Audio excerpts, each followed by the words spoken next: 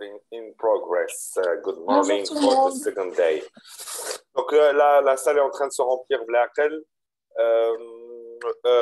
Mbrouk est déjà avec nous. Je le vois là ici. Salut Mbrouk from another Hey place. tout, salut Karim.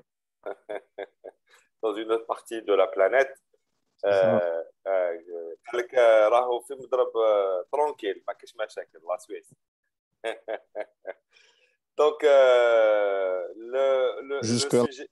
Ah, oui, Mbrouk. jusque-là, tout va bien. Jusque-là, tout va bien. Il n'y a pas des talibans dans le secteur ou là, quelque chose qui peuvent prendre le pouvoir en 10 jours, tu vois. Non. Ah, alors, tout va bien pour l'instant.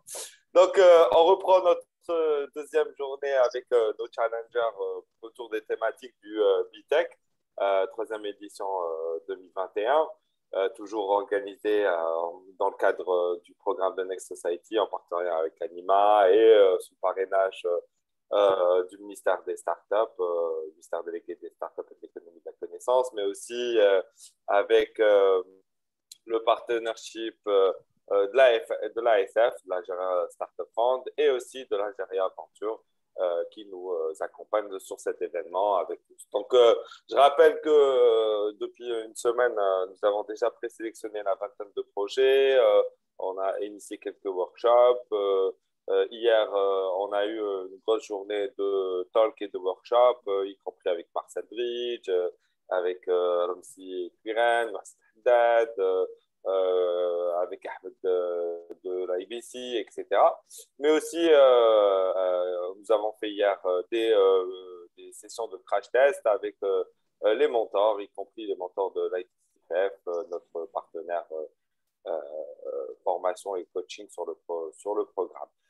Aujourd'hui, là, ce matin, on va avoir deux talks pour parler encore de deux thématiques que nous avons dans le BTEC qui sont la lutte contre les feux de forêt, la désertification et l'utilisation ou la comment dire, intelligente de l'eau.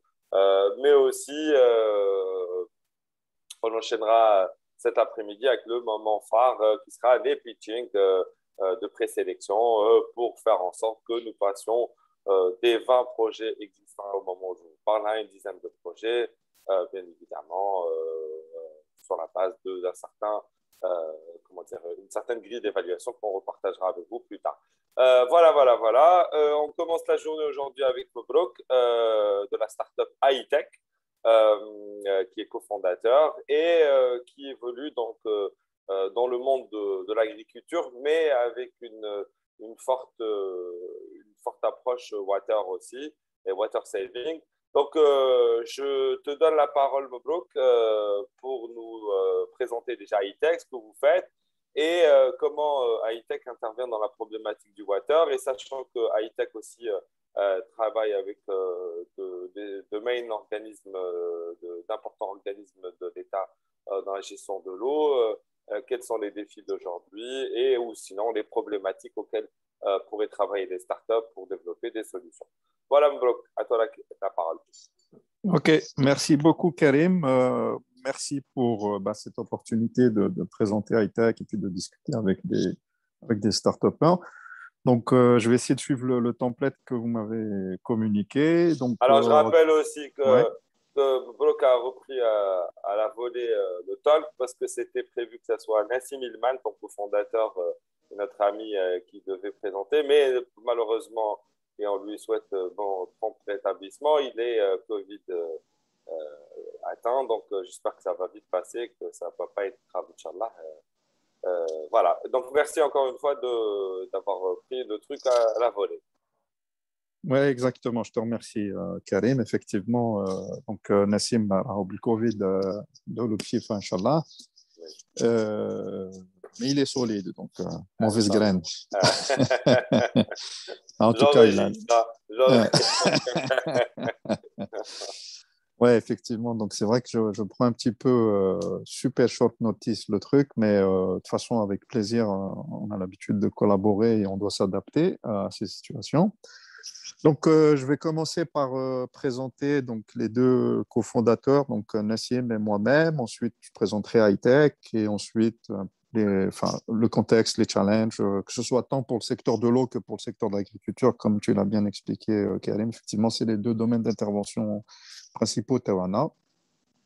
Puis après, bon, je pense que le plus intéressant sera les questions-réponses. Donc, je vais essayer de ne pas être très, très long dans la présentation. D'ailleurs, Karim, pendant la présentation, n'hésite pas, À monitorer le temps, bien sûr. voilà, Ouais. soit à me dire que c'est pas la peine de trop accentuer sur tel ou tel point, ou alors de peut-être plus développer certains points, donc que ce soit interactif et dynamique, je pense que c'est plus Bien intéressant. sûr, comme d'habitude, les participants peuvent poser leurs questions dans le chat. On est là, Ouais, on les voit et on prendra un relais, même s'il faut que j'intervienne pendant que tu parles, je le ferai. ouais, ouais, parfait, parfait, super. Donc, alors, en quelques mots, donc, je présente Nassim et moi-même. Ben, on est, comme toi d'ailleurs, tous les deux donc, diplômés de l'École nationale polytechnique. Pour ma part, donc, euh, été diplômé de Polytech en 96. D'ailleurs, j'ai continué, enfin, j'ai fait mon magistère et mon doctorat toujours à Polytech. Je suis par ailleurs enseignant là-bas, enfin enseignant associé depuis 2003.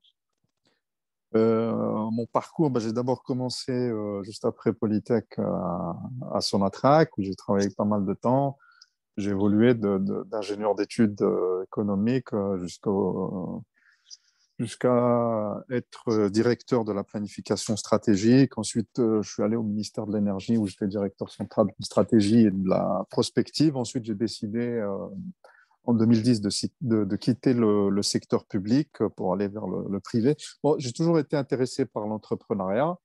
D'ailleurs, j'avais très tôt commencé un business avec un ami à l'époque où les cybercafés n'existaient pas encore. Enfin, c'était le tout début des cybercafés. On avait monté le tout premier cybergame, je pense en Afrique du Nord en tout cas, et en Algérie bien sûr. Donc c'est quelque chose qui m'a toujours habité, l'entrepreneuriat.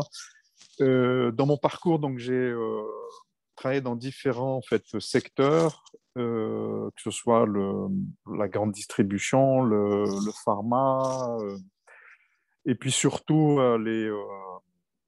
le digital et les systèmes d'information, et notamment, bon, on va dire que mon dernier poste était donc country manager de SAP Algérie, donc SAP qui est un des leaders mondiaux des solutions digitales, des ERP pour ceux qui connaissent un peu le secteur. Euh, Nassim a un parcours similaire sur pas mal de points. Donc, il a fait lui aussi Polytech, génie industriel. Alors, ça a été mon élève. C'était comme ça qu'on s'est connus. C'était un des tout meilleurs élèves que j'ai eu. Donc, c'est pour ça que après avoir fait son parcours à l'international, donc il a fait un master à l'étranger, en France, en logistique. Il a travaillé assez tôt, enfin directement chez Procter, donc chez P&G, Procter Gamble, en France, puis en Suisse, et puis ensuite au Maroc, où il a été responsable de la logistique au niveau national. Et je crois qu'au bout de 5-6 ans, il a décidé ouais, c'est ça, je pense qu'il a passé 5 ans et il a décidé de revenir en Algérie pour des raisons personnelles, mais surtout parce qu'il voulait lui-même entreprendre. Et donc, il a monté deux business dans la restauration et dans le service à la personne. Ce n'était pas trop satisfaisant pour lui. Et on a toujours resté en contact, en fait. Hein. Depuis qu'il était parti, on était resté en contact. Et quand il a décidé de revenir, évidemment, on discutait souvent et on s'était proposé de monter un truc ensemble. Euh, Tous les deux dans notre parcours, on avait très bien compris que ce qui est fondamental pour la performance des entreprises, bah, c'est la data, la gestion de la performance passe par la gestion des données et de l'information. Et donc, c'est quelque chose c'est un sujet qu'on connaissait bien tous les deux. On s'est dit, donc, c'est clairement sur ça qu'il faudrait qu'on se focalise. Après, quel secteur? Ah, on s'est dit que ce serait bien de travailler sur des secteurs qui font du sens, qui peuvent avoir un impact sur la société. C'est pour ça qu'on a choisi l'eau et l'agriculture. Et c'est comme ça qu'on a monté high-tech. Donc, high-tech, ça veut dire en fait, c'est le nom long, c'est Algérienne des industries technologiques. Donc, vraiment, ce qui nous intéressait, c'est comment faire pour que la technologie puisse apporter de la valeur ajoutée à la société et puis aux entreprises. Donc, pourquoi l'eau et pourquoi l'agriculture? Ben, parce qu'on considérait, on le considère toujours, hein, que c'est des secteurs qui sont critiques et clés pour l'Algérie, mais pas que pour l'Algérie en réalité, pour la région et puis de manière plus générale, bah, pour le monde entier en fait. Hein. Il y a des défis importants. On est en train de connaître un changement climatique qui va avoir de plus en plus d'impact. Bon, on a vu la catastrophe et les drames que ça a créé un peu partout en Méditerranée, en particulier Fibladna. Les drames que ça a créés. Malheureusement, ça va continuer, ça ne va pas s'améliorer. On a récemment animé un séminaire avec, donc co-organisé par l'École nationale polytechnique et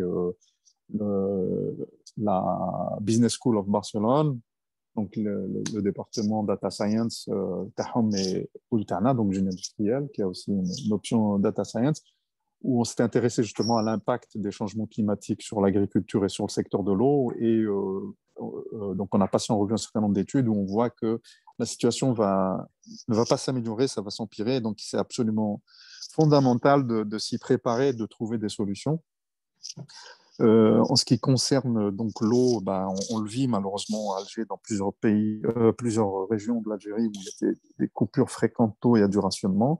Et encore une fois, c'est des choses qui ne vont pas s'améliorer. Donc, il va falloir trouver des solutions, que ce soit pour l'offre ou pour la demande. Et pour l'agriculture, ben, le challenge, c'est qu'on a de plus en plus de bouches à nourrir. Hein. Chaque année, pratiquement, il y a 1 million de nouveau-nés. Et donc, on a une forte croissance démographique. En Afrique, ben, le challenge est pareil. Hein. D'ici 2030, les différents les continents auront 1,5 milliard d'habitants, il va falloir nourrir ces gens. Et donc, ça veut dire qu'il va falloir absolument améliorer l'efficacité, l'efficience de la production agricole. Et la production agricole est directement liée à la disponibilité des ressources en eau. Et le lien est très fort. Hein. La moyenne mondiale, c'est que l'agriculture consomme environ 70% de l'eau, des ressources en eau, d'accord? Donc, sur 100 unités d'eau consommées dans un pays, bah, 70 vont à l'irrigation. Et c'est la même chose pour l'Algérie. On a à peu près, les dernières données indiquent qu'on est à peu près à 67%. Donc, c'est des secteurs qui sont très liés. Et en Algérie, on a un challenge important, c'est qu'on est en stress hydrique. On est à la limite, en fait, entre la rareté et le stress hydrique. La FAO donc, définit la limite entre stress hydrique et rareté hydrique à 500 mètres cubes par an par habitant. Et on est à 500 mètres cubes par an par habitant. Donc, on est vraiment à la limite de la rareté hydrique. Et c'est encore une fois une situation qui va pas s'améliorer compte tenu du changement climatique. Donc, une autre problématique qu'on a spécifique à l'Algérie, comme je vous ai dit, il va falloir être capable d'être plus efficace, plus efficient pour améliorer la production agricole. Ben, la deuxième problématique qu'on a en Algérie, c'est qu'il va falloir qu'on trouve des solutions pour pallier à la diminution de nos ressources en hydrocarbures. Aujourd'hui, l'économie algérienne est basée essentiellement sur la rente des hydrocarbures. Malheureusement, tout le monde le sait aujourd'hui, c'est une rente qui s'amenuise pour deux raisons. C'est parce qu'on a déjà de moins en moins de ressources. Donc, on a une production qui est en train de diminuer d'année en année, depuis déjà 2007-2008. Et c'est là, ça va être la tendance. Hein. On va pas, a priori, à moins qu'il y ait des investissements massifs, mais on ne les voit pas venir, il ne va pas y avoir d'augmentation de la production. Au contraire, ça va continuer à diminuer. Et d'autre part, ben, je parlais tout à l'heure de la croissance démographique. C'est et la croissance démographique et on va dire l'industrialisation et et l'amélioration des conditions de vie des citoyens qui fait qu'on consomme de plus en plus de nos ressources en hydrocarbures, que ce soit le gaz, que ce soit les produits pétroliers, qui fait qu'on a de moins en moins de ressources à exporter. Et dans cette décennie, il est très probable que l'on cesse d'exporter, qu'on n'ait plus de ressources à exporter, notamment du gaz. Hein. C'est-à-dire que les chiffres sont clairs. Je pense qu'il y a un ancien ministre qui a eu le courage de le dire, mais peut-être que d'ici 2030, on n'aura plus de gaz à exporter, compte tenu de la forte croissance de la consommation, pratiquement 8 à 10% chaque année de plus de consommation interne qui augmente, et une production qui est en train au mieux de stabiliser, voire de diminuer. Donc, il va falloir trouver de nouvelles ressources d'exportation. Et ces nouvelles ressources, c'est soit les services, soit l'industrie, soit l'agriculture. Et en réalité, ce qu'on peut mobiliser le plus rapidement, c'est les produits agricoles. C'est là où on peut être le plus compétitif le plus rapidement. Ça ne veut pas dire qu'on l'est aujourd'hui, on est loin de l'être pour plusieurs raisons. Je pourrais répondre à ça dans le Q&A, mais on est encore loin de ça. Mais en tout cas, on a un potentiel qu'on peut mobiliser rapidement. Pour l'industrie, ça va être beaucoup plus compliqué parce qu'on a des concurrents à l'échelle mondiale et à l'échelle régionale. Ce sera difficile de battre. Et bon, c'est notamment la Chine, mais pas que. Hein. On n'a pas une industrie capable de concurrencer à l'international, et puis on n'a pas la logistique qui permettrait aussi de soutenir ça. Pour les services, on peut effectivement être compétitif. C'est un domaine, c'est un secteur qu'il va falloir développer. Mais quand je pense aux services, c'est notamment grâce au digital. Mais en termes de volume, ça risque d'être assez faible, en tout cas sur le moyen terme. Donc, le secteur agricole est le secteur par excellence qui peut pallier à cela. Et encore une fois, quand on dit secteur agricole, ça veut dire derrière secteur de l'eau. La stratégie choisie par le gouvernement algérien, c'est donc ce qui a été récemment annoncé, c'est d'aller vers le dessalement d'eau de mer, mais le dessalement d'eau de mer implique des grandes quantités de gaz à brûler pour pouvoir transformer l'énergie en eau potable. Or, comme je le disais tout à l'heure, on a de moins en moins de capacité en termes de gaz, et donc ça veut dire que ça va accélérer la réduction des ressources à exporter. Donc vraiment, on est dans un scénario qui est assez complexe, et il sera absolument fondamental d'améliorer notre efficacité, notre efficience, que ce soit dans le secteur de l'eau, dans le secteur de l'agriculture. Alors, ça, c'est pour planter un peu la situation, le décor. En termes de challenge, ce que je dois préciser aussi, c'est qu'en termes d'agriculture, on est en fait très en retard sur les bonnes pratiques. Je ne vais pas rentrer trop dans le détail, mais en termes que ce soit d'organisation ou d'utilisation ce qu'on appelle les itinéraires techniques en agriculture, donc utiliser les bons intrants au bon moment, avec les bonnes quantités, l'analyse des sols, etc. C'est quelque chose que la plupart de nos agriculteurs ont tendance à ne pas faire par défiance ou par manque d'expertise, par manque de conseils. Donc, il y a un certain nombre de challenges aussi par rapport à ça. Mais il se trouve que, donc voilà, on est franchement très en retard. Et puis, on est aussi en retard par rapport à l'utilisation des moyens modernes, que ce soit l'utilisation des solutions informatiques, l'utilisation des données pour améliorer ces rendements. C'est vrai dans l'industrie, c'est encore plus vrai dans le secteur agricole. Donc, c'est aussi des challenges qu'il va falloir relever. Mais derrière, le potentiel business est énorme, et si on arrive à obtenir le déclic, on peut vraiment exploser. En tout cas, nous, c'est ce qu'on espère. C'est pour ça qu'en tant qu'high-tech, on a investi dans ce secteur-là. Donc, high-tech, en quelques mots, c'est une start-up qu'on a créée, Nassim et moi, en 2016. Et Quel est le Allah qui est en France. Tout va tellement vite.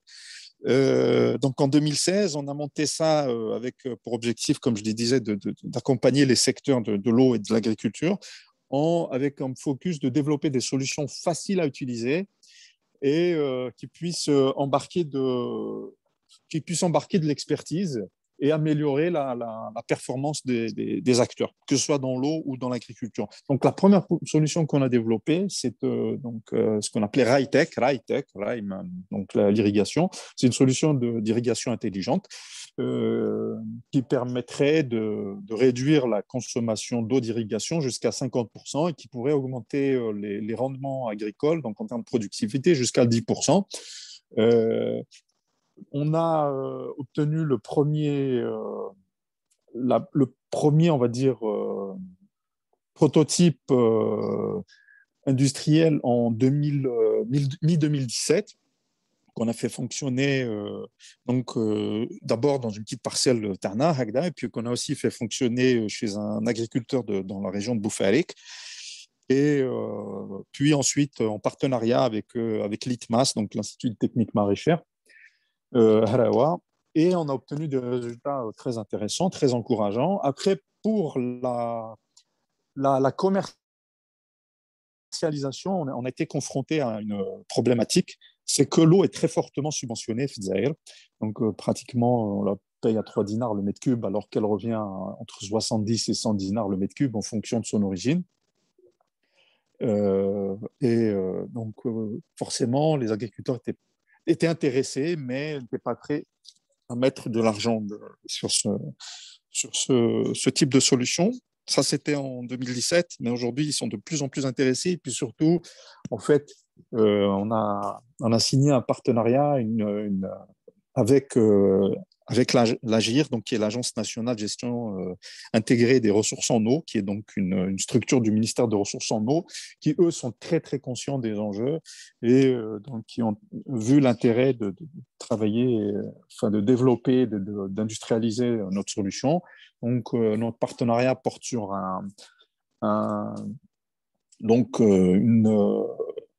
on travaille sur 6 périmètres dans différentes régions du pays, au nord aujourd'hui principalement, donc dans la Mitidja, Fleuve, Maskar, donc l'Oranie aussi qui souffre énormément des problématiques d'eau et d'irrigation. Et on pense aussi ajouter un périmètre pilote Biskra. On est en train de travailler aussi avec l'AGIR et puis aussi avec les centres de recherche locaux.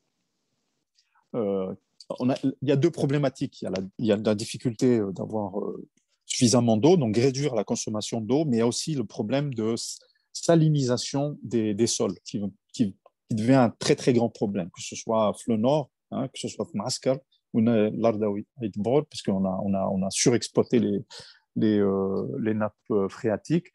Même la région de Chlef et de plus en plus Beskra, où ça va poser un très grand problème. On a discuté avec pas mal d'agriculteurs là-bas, et notamment les producteurs de dattes, où ils souffrent de plus en plus de la salinisation du sol. Donc, notre solution permet de réduire cela et donc de donner une durée de vie plus longue aux exploitations agricoles. En ce qui concerne les autres solutions qu'on a développées, c'est une solution de type ERP agricole, donc spécifique à l'agriculture, qui permet d'améliorer la productivité et de réduire le coût des intrants agricoles. Là, ça marche comme ce qu'on appelle un ERP, mais spécifique aux agriculteurs, notamment dans la gestion de la production, parce que la production est très particulière, et aussi la gestion de la traçabilité. Je disais tout à l'heure que l'agriculture peut être un des leviers qui pourra remplacer l'exportation des hydrocarbures. Mais pour cela, pour pouvoir exporter, il faut être capable d'assurer la traçabilité de la production. Et ça, c'est obligatoire. Il faut avoir des certificats et un certain nombre de types de certifications. Et notre solution permet de les obtenir de manière quasi automatique. Donc, ce type de solution, je pense que dans l'avenir va être d'un apport très, très important. On développe aussi des applications, notamment une application pour la détection des maladies qui est basée sur l'intelligence artificielle, mais aussi sur la communauté, donc sur un réseau d'agriculteurs, d'agronomes sur le terrain, des partenaires qui sont des distributeurs de produits phytosanitaires et d'engrais. Donc, on travaille en partenariat avec eux. Je pourrais aussi répondre aux questions tout à l'heure. Toutes ces solutions permettent à la fois d'améliorer le rendement, d'apporter de l'expertise aux agriculteurs, de réduire les risques liés aux maladies, et cela de manière simple, parce que la simplicité, c'est vraiment clé. Les agriculteurs n'ont pas l'habitude d'utiliser des solutions technologiques complexes, et donc pour pouvoir assurer leur utilisation et leur consommation, ça, c'est vraiment clé. Donc, je crois que j'en ai fini avec la présentation, Karim. Je ne sais pas si tu veux que je développe sur un point ou un autre, ou alors on peut commencer à répondre aux questions des participants. Alors, j'étais en train de partager en même temps que tu parlais la vidéo de l'appli et de l'ERP. Je pense qu'on peut engager une sorte de débat question en parallèle. Donc déjà, moi, pour focuser le sujet, comme moi je connais plus ou moins, enfin, je connais bien le Je connais parcours bien, oui, c'est clair. d'Hightech. Alors il y a le côté, je vais partager personnellement comme on a eu à vivre ensemble. Hightech est la start-up de Mobrook et Nassim qui a été créée donc, en 2016. On a eu, il y a le côté, donc ce que disait Mobrook, le côté du sujet de fond qui est la problématique les problématiques en agriculture, y compris la problématique du water, l'optimisation. Et Hightech a commencé, comme disait Mobrook, sur une thématique qui est de l'IoT. Hein. C'est-à-dire qu'Hightech, à la base, c'est une start-up de l'Internet of Things qui avait pour objectif de permettre aux flahs de mieux irriguer leurs terres sur la base d'une connaissance accrue du besoin du sol, je résume, hein, du besoin du sol en eau, mais aussi de ce qu'ils sont en train de produire sur cette terre. Et alors, ce qui est intéressant dans la vie d'une start-up qui est high-tech, alors Mobrook, c'est un Indus. Nassim aussi, c'est un Indus, hein, si je ne dis pas de bêtises. Exactement, oui. Mais Nassim s'est mis à... Alors, génie industriel à l'École polytechnique de Harrach, c'est du management mixé à de l'économie, mixé à de la production, mixé à de la logistique.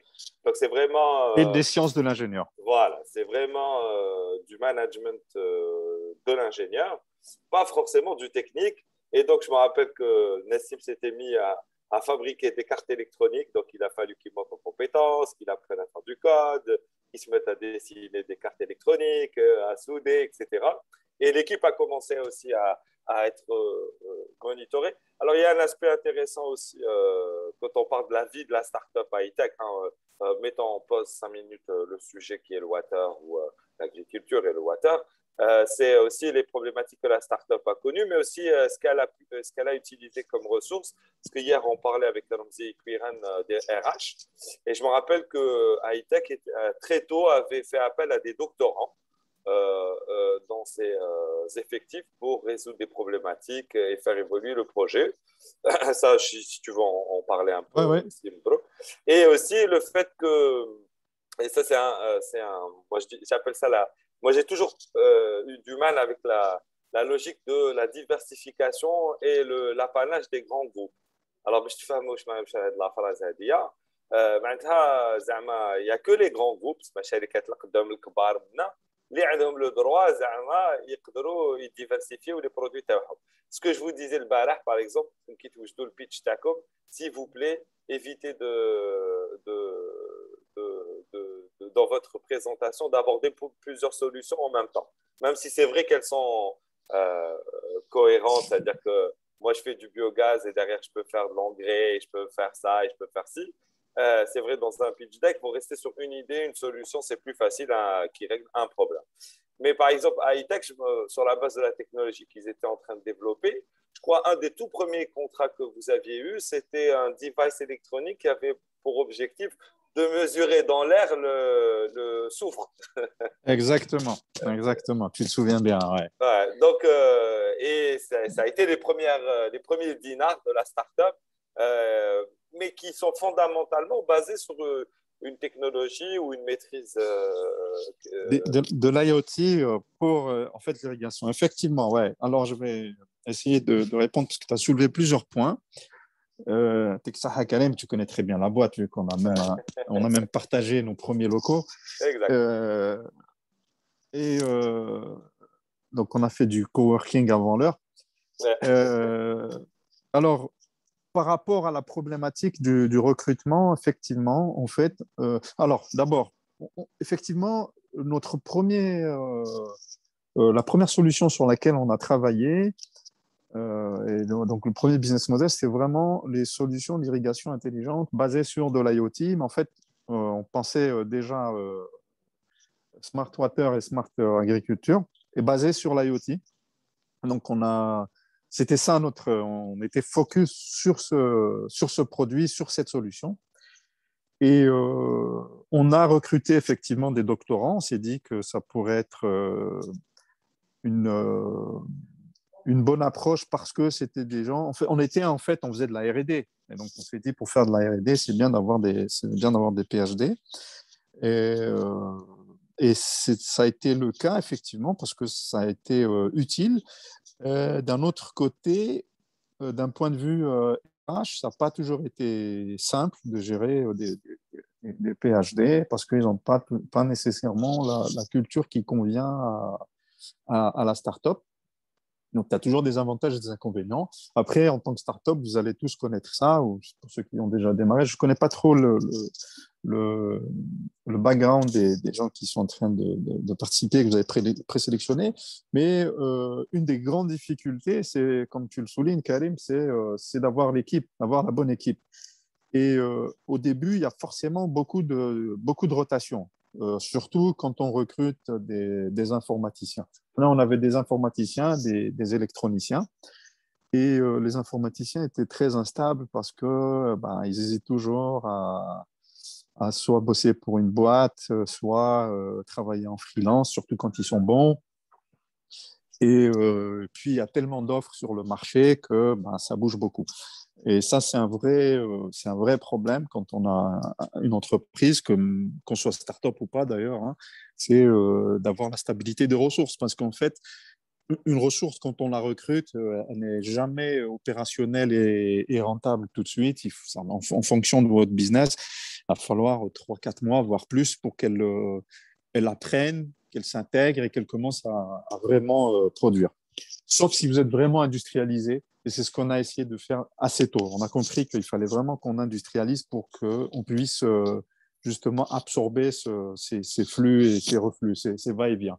Donc, ça a été d'ailleurs une chose qu'on a apprise assez vite, c'est de dire, bon, il ne faut pas qu'on dépende des gars qu'on va recruter, et qu'il faut absolument qu'ils soient opérationnels et productifs le plus vite possible. C'est pour ça qu'on a investi sur les processus et sur la formation de sorte à ce qu'ils apprennent très vite et qu'ils rentrent, on va dire, entre guillemets, dans le moule avec des procédures et des processus et des outils, donc les plateformes dans lesquelles on a investi de collaboration pour pouvoir les rendre le plus rapidement productif et opérationnel, parce qu'on savait que de toute manière, en moyenne, ils n'allaient pas rester plus d'une année, donc il ne fallait pas attendre un an pour qu'ils deviennent rentables. Après, effectivement, il faut savoir s'adapter, et ce que tu disais par rapport que ce soit pour le pitch, mais même pour la stratégie de son business. C'est pas bon, effectivement, d'adresser plusieurs problèmes avec plusieurs solutions différentes. Il faut être capable d'être focus. Si on est... je vais activer ma cam parce qu'on me demande de le faire. Voilà. Je ne sais pas si vous me voyez. Donc, OK. Ce que je disais, c'est que il faut être focus sur une solution et un marché et une problématique. Si on commence à adresser plusieurs choses en même temps, on va se disperser, on ne va pas nécessairement utiliser des ressources de manière optimale. Nous, pourquoi on est parti sur d'autres solutions? D'abord, là, ce que tu as souligné par rapport à notre premier client, effectivement, c'était un client qui avait une problématique. Donc, il installait des solutions pour qu'on appelle ça, les unités de traitement d'eau. Et il se trouve qu'il y a des remontées de H2S. Donc, c'est un gaz qui est dangereux à partir d'un certain seuil. Et nous, la solution qu'on avait d'irrigation intelligente, qu'on a développée donc, à 100% chez nous, hein, donc en fait, elle se compose de quoi? Juste pour comprendre, en fait, il y a une carte mère avec un firmware donc, qui permet de faire tourner la carte. Et il y a aussi une solution derrière de gestion. Et il y a plusieurs modules. Il y a un module de gestion de l'énergie, un module de transmission de données et un module pour la gestion de capture des données à partir des capteurs. Les capteurs pour l'irrigation, c'est des capteurs qu'on va planter dans le sol et qui vont nous remonter des informations sur le niveau d'humidité, la température, la salinité, etc. Mais en fait, notre carte mère, on pouvait très bien, et d'ailleurs on l'avait conçue comme ça, parce qu'on s'est dit que cette carte mère va nous permettre aussi de gérer des serres intelligentes, et donc on pourrait avoir n'importe quel type de capteur, il faudrait que la carte puisse gérer les données qui viennent de n'importe quel type de capteur. Et quand on a eu cette opportunité avec le client qui, lui, voulait mesurer le taux de H2S dans l'air et lancer une alerte, on a dit oui, ça on sait faire. En fait, il fallait juste changer le capteur, le brancher à notre carte mère et puis adapter bien sûr le logiciel de gestion. Au lieu qu'il déclenche de l'irrigation ou quelque chose comme ça, il va lancer une alerte. On va envoyer un SMS ou si le gars avait l'application, recevoir une notification sur son application. Et donc effectivement, Caleb, tu te souviens bien, ça a été notre premier client. Ça a été notre premier client. Et ça nous encourageait évidemment, mais on était clair sur le fait que pour nous, c'était une opportunité, mais on n'allait pas se disperser et faire tout type de capteurs, tout type de solutions. On voulait rester focus. Après, pourquoi on est parti sur les solutions digitales pour les agriculteurs? Alors, on s'adapte. puisque Oui, pardon. tu abordes ce sujet, comme ça tu Oui. pourras répondre à une question qui est dans le sens. Mhm. Il y a Nawel je crois, ou Maïssa, attends, je ne me rappelle plus, c'était Nawel ou Maïssa, des participants. C'est les deux, c'est les deux. C'est les deux, qui disait, en fait, puisque tu parles de la digitalisation au niveau des agriculteurs, est-ce qu'il y a une résistance aujourd'hui chez les agriculteurs ou c'est quoi leur comportement aujourd'hui par rapport à l'adoption de ce type de technologie et c'est quoi la stratégie que high-tech est en train d'adopter pour essayer de faire, consommer les solutions d'high-tech par ces agriculteurs? Ok, ouais, c'est un très très bon point. C'est le plus gros challenge, hein, au final, quand tu es start-upper ou là, quand tu montes un business, le plus dur, c'est pas de développer des technologies super intelligentes, c'est de vendre et donc de convaincre le client. Après, pour convaincre le client, il faut démontrer la valeur et démontrer la valeur, c'est pas le plus simple. Et après, bien sûr, il y a tout le process commercial derrière. Alors, en fait, il faut d'abord segmenter son marché, avoir une idée claire des segments sur lesquels on est en train d'agir et quels sont les besoins des clients et pourquoi ils achèteraient. Comment on va les convaincre d'acheter. Le marché qui nous concerne, donc c'est les agriculteurs, en fait, on peut segmenter selon la taille. On peut segmenter selon beaucoup de typologies, hein. On a plusieurs typologies. Nous, on segmente selon la taille et selon les filières. Donc, il y a la taille, pour nous, ça va être petit, moyen, grand. Petit, c'est en dessous de 10 hectares. Moyen, c'est entre 10 et 50 hectares. En fait, ça dépend des filières aussi. Il faut croiser aussi avec les filières, donc je vais préciser. Et au-delà de 50 hectares, c'est grand dans tous les cas. Ensuite, il y a différentes filières. Il y a des filières de type production maraîchère, hein, donc c'est tous ceux qui produisent des légumes, pommes de terre, tomates, etc. Il y a la production, il y a les vergers, c'est un autre type de business, donc c'est plus les fruits, donc les pommes, les oranges, etc. Et il y a ce qu'on appelle les grandes cultures, donc c'est les céréales. il y a enfin ceux qui sont en amont, c'est les pépinières. Donc ça, on va dire, voilà comment on segmente notre marché. Et ensuite, en fonction de la taille et de la filière, l'approche commerciale et l'approche marketing va être différente. Globalement, c'est toujours la même chose, c'est de démontrer la valeur, donc montrer que va gagner l'agriculteur avec la solution, lui montrer que ça va être facile d'usage et qu'au bout de quelques mois, dans notre cas, il va récupérer son argent. Donc, là, on focalise sur les grands et les moyens. D'accord. Les petits agriculteurs représentent 75% du marché, mais ils représentent seulement 25% de la surface agricole utile. Donc, le marché des moyens et des grands reste, pour notre business, le plus important. C'est ceux qui sont le plus structurés, en général, ceux qui sont les plus éduqués, on va dire. Et donc, éventuellement, les plus faciles à atteindre avec des solutions technologiques. Malgré ça, il y a une culture.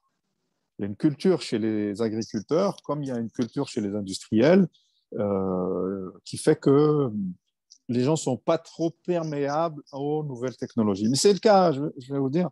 Moi, j'ai très longtemps travaillé dans les systèmes d'information et les ERP, les solutions digitales, même si on ne les a pas comme ça avant. Mais dans l'industrie, les gens, il y a 10-15 ans, n'étaient pas ouverts à ce type de solution. Ils préféraient investir dans un hangar ou dans un camion ou dans une machine que dans une solution digitale. On est dans la même situation aujourd'hui dans le secteur agricole et dans le secteur de l'eau. Les gens préfèrent investir sur du matériel que sur de l'immatériel. Donc, il faut savoir montrer la facilité d'usage, le retour sur l'investissement et surtout avoir des références en réalité.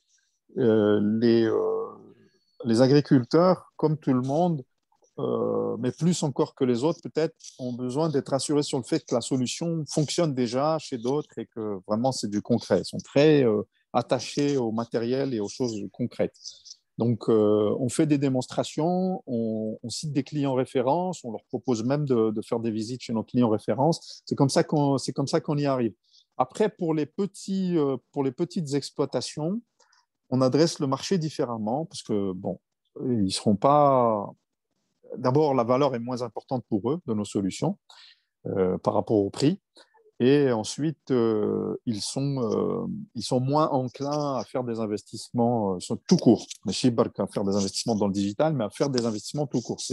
La culture chez l'agriculteur, c'est vraiment de faire des dépenses d'exploitation qu'ils peuvent récupérer dans l'année. Il y a cette logique de récupérer ses dépenses dans l'année ou dans la saison.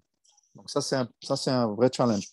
Et donc, il faut être capable, c'est pour ça que derrière notre solution, on arrive à démontrer qu'ils peuvent récupérer l'investissement entre 6 et 9 mois. Si on voit que le client potentiel ne peut pas récupérer son investissement dans 6 et 9 mois, on n'essaie même pas de le démarcher.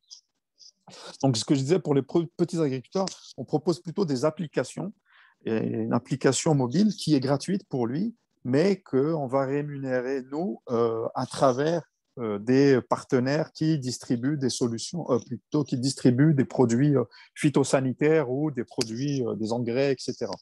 Donc, en fait, c'est eux qui vont nous rémunérer. Et puis, bien sûr, eux, en contrepartie, ils auront accès à notre base de données clients, à la publicité ciblée, etc. Voilà, je ne sais pas si j'ai répondu de manière suffisante à la question. Juste un point, Oui. Karim, par rapport à ce que je disais, pourquoi on est parti sur des solutions agricoles, donc on a un peu diversifié. C'est parce qu'on s'est adapté tout simplement au marché. On s'est aperçu assez rapidement en commençant à démarcher pour notre solution la solution IoT, pour diminuer la consommation d'eau, mais on s'intéressait déjà, bien sûr, à d'autres types de solutions comme les serres intelligentes. En tout cas, c'était toujours de l'IoT appliqué à l'agriculture et à l'eau, mais on s'est aperçu qu'il n'y avait pas l'infrastructure de base, c'est-à-dire que la totalité des clients que l'on adressait n'avaient pas le socle minimum, c'est-à-dire avoir une solution de gestion. Ça ne sert à rien de leur donner de la data si derrière, il n'y a pas une solution de gestion qui leur permette d'optimiser leur business grâce à cette data. C'est pour ça qu'on s'est dit, la solution qu'il faut déjà proposer, c'est d'avoir une plateforme qui puisse collecter les datas, quel que soit le type de data, que ce soit des solutions que nous proposons ou d'autres solutions qui pourraient avoir d'autres fournisseurs. On n'est pas parti sur ce type de solution juste parce qu'on s'est dit c'est une bonne idée. Ce qu'on s'est dit, c'est un préalable à notre business. C'est à notre portée parce qu'on maîtrise bien ce type de solution pour d'autres secteurs. On va développer la solution qui correspond au secteur de l'agriculture et de l'eau. Voilà.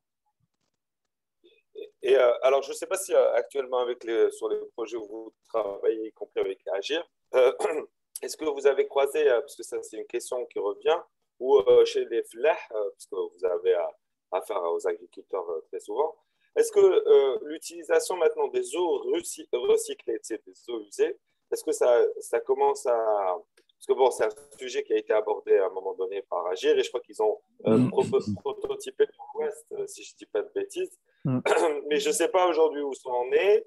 Et par votre vie de start-up sur le terrain des agriculteurs, est-ce que c'est un sujet qui commence à avoir du sens et pourquoi pas, ça serait un sujet pour des start-up à gratter autour de ça. Oui, très, très bon point. Effectivement, non, c'est vraiment d'actualité. Tu es bien informé. C'est un type d'irrigation qu'Agir veut mettre en avant et qui fait vraiment du sens parce que ça permettrait d'avoir des ressources en eau beaucoup plus importantes pour l'agriculture. Alors, on va dire du point de vue de l'offre, c'est quelque chose qui est en train d'évoluer. Donc, il y a certains industriels qui s'y intéressent d'ailleurs. Du point de vue de la demande, du côté FLEH, donc il y a encore de la méfiance. Donc, il y aura encore un travail à faire pour convaincre, pour rassurer. Et encore une fois, ça doit passer par des pilotes qui démontrent que ça marche bien, que ce n'est pas risqué, que c'est maîtrisé. Mais il y a clairement un business à faire là-dedans. Nous, on s'y intéresse évidemment parce qu'on a déjà une solution qui permet d'accompagner ça en mesurant la qualité de l'eau que l'on va utiliser pour l'irrigation. Et ça, c'est fondamental parce qu'après, derrière, tu as plusieurs risques de polluer des terrains agricoles. Et puis aussi, derrière, il y a la santé publique qui est en jeu. Donc, c'est des sujets qui sont très sérieux. Mais derrière, il y a différentes technologies qui peuvent être utilisées, que ce soit pour le recyclage, donc pour filtrer, pour nettoyer l'eau, etc., ou que ce soit pour mesurer la qualité. Et donc, il y a un business qui est très important. Encore une fois, ceux qui veulent investir là-dedans, il y a un potentiel très important, mais il faut savoir que c'est un marché qui est nouveau, qui est en construction. Donc, quand on est sur ce type de marché, il faut être patient et avoir des ressources suffisantes pour tenir sur la longueur. Mais derrière, le business est très, très important.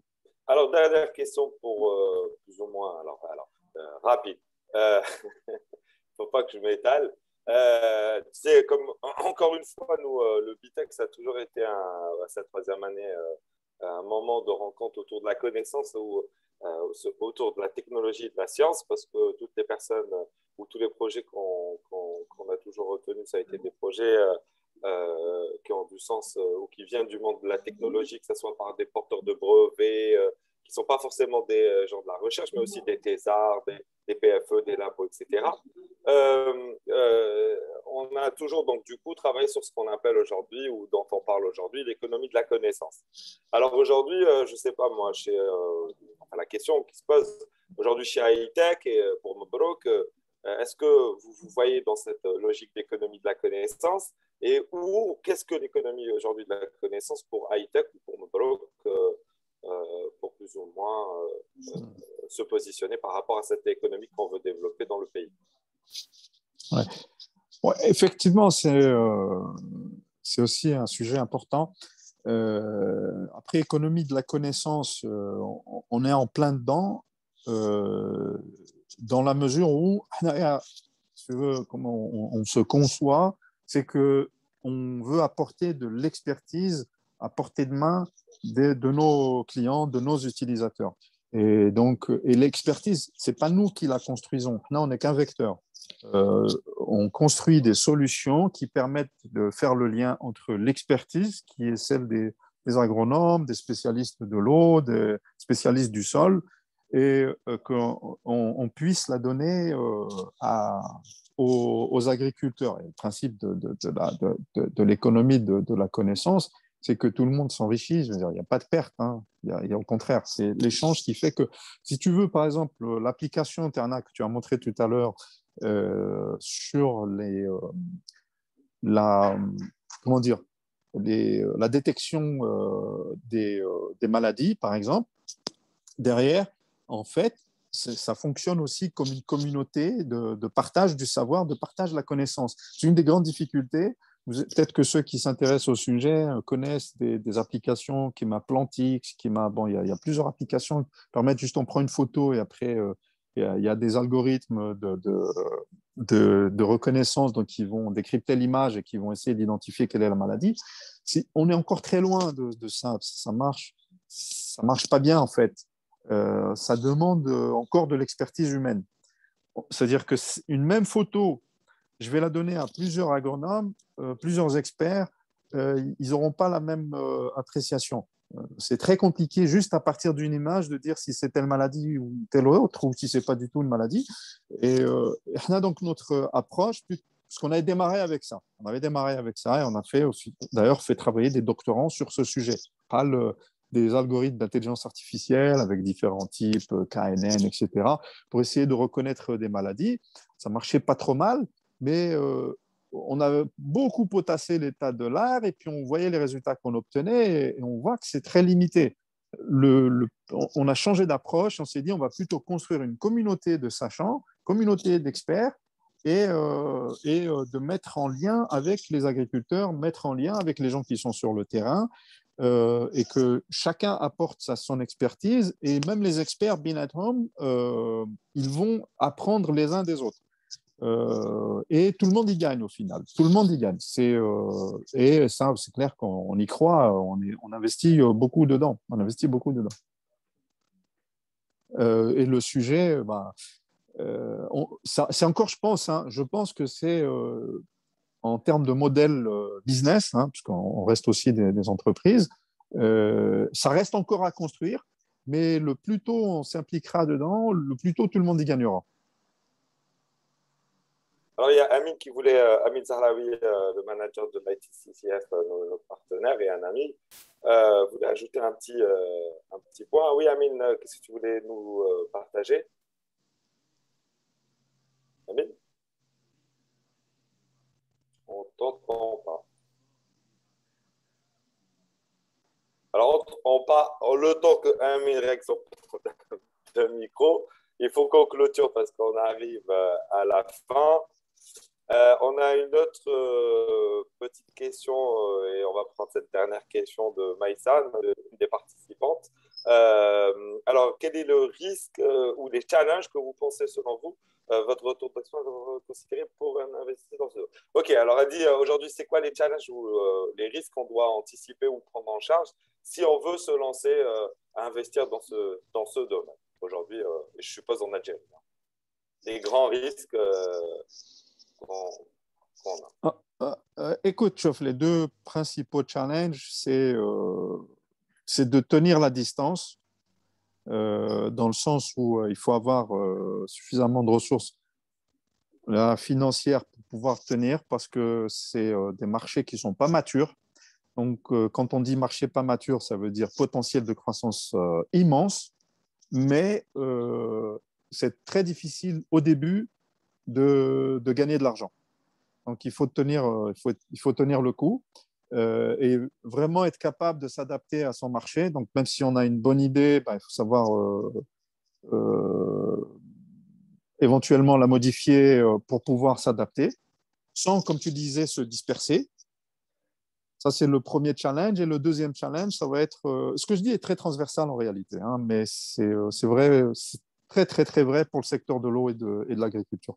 Et le deuxième challenge, c'est d'avoir la bonne équipe. Hein. C'est de trouver les personnes avec qui travailler et qui vont vous aider à réussir. Parce que pas en tant qu'entrepreneur, c'est vrai qu'on fait tout, on est au four et au moulin, mais si on n'a pas une bonne équipe, on s'épuise, on s'épuisera trop vite. C'est vrai, comme tu dis, c'est transversal, c'est des problématiques qu'on rencontre dans tous les startups qui démarrent, dans, peu importe le domaine, hein, parce que Mm. beaucoup de domaines, malheureusement ou heureusement, je ne sais pas, au point de vue business, ils sont très peu matures en Algérie et du coup, on est très souvent dans la position de ce qu'on appelle en marketing de first step maker et Mm. il fait que les coûts de départ sont importants. Et qu'on est les challengers du marché par rapport à le fait que ça n'existe pas. Après, c'est ce que disait le Barh, par exemple, Marcel Dridge, il parlait des stratégies Ocean Blue, où c'est vrai qu'on est en permanence, sans faire exprès en Algérie, dans une stratégie d'Ocean Blue, même si, bon, on peut faire des analyses un peu poussées sur les stratégies. Bah écoute, Mobrouk, encore une fois, je pense qu'on a fait le tour de la question, on est très bon dans notre timing. Merci beaucoup d'avoir pris le challenge au relais. Je t'ai accompagné avec ce que j'avais comme contenu. Natek Saha, merci à vous en tout Voilà, cas, c'était un on plaisir. souhaite. Alors, je rappelle que Hightech aussi est labellisé par le ministère, Exact. enfin par la Commission nationale en tant que start-up labellisée, que vous aviez, il n'y a pas très longtemps, gagné un prix aussi sur un grand challenge qui avait été organisé par les ministères et que vous êtes toujours sur Exact. le terrain à développer des solutions. Et je rappelle aussi, alors c'est pas vraiment dans les thématiques du challenge de cette année. Mais il y a deux points sur lesquels j'insiste depuis hier. C'est les logiques de. Aujourd'hui, on parle beaucoup puisqu'on parle de plateformes digitales et de technologies d'IoT, on parle aujourd'hui de low code et de digital et de citizen developer. C'est des notions que vous devez aux participants garder en tête. Mais aussi, Mobrook a abordé un sujet très important, c'est-à-dire que le fait de travailler sur du water ou qu'elle soit dans redonner vie à de l'eau usée. Bien évidemment, dans l'agriculture, on parle de santé publique et même, hein, généralement, l'eau, c'est de la santé publique très rapidement.